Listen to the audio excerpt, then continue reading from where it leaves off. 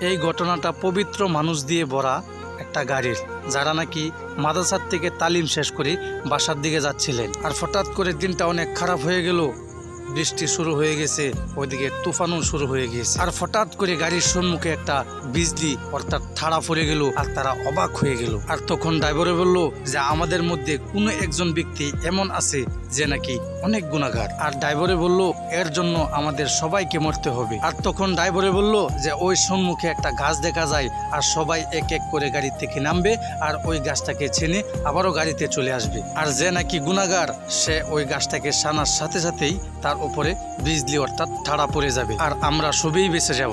আর সবাই এক এক করে এভাবেই করলো, কিন্তু শেষে একজন মানুষ গাড়িতেই বসেছিল আর সবাই তার দিকেই তাকিয়ে রয়েছিল। আর ওই ব্যক্তিটা আল্লাহর নাম নিয়ে নিয়ে ওই গাছের কাছে গেল, তখন গাছটাতে সানার সাথে সাথেই বিজলি পড়ে গেল, কিন্তু বিজলিটা পড়লো তার শরীরে না, ওই গাড়িতে। আসলে ওই ভালো মানুষটার জন্য ওই গাড়িতে সবাই বেঁচে ছিল। আর আমরা তো মানুষকে পরীক্ষা করি, তার বিষয়ে অনেক খারাপ মন্তব্য করি, সে এরকম ওইরকম।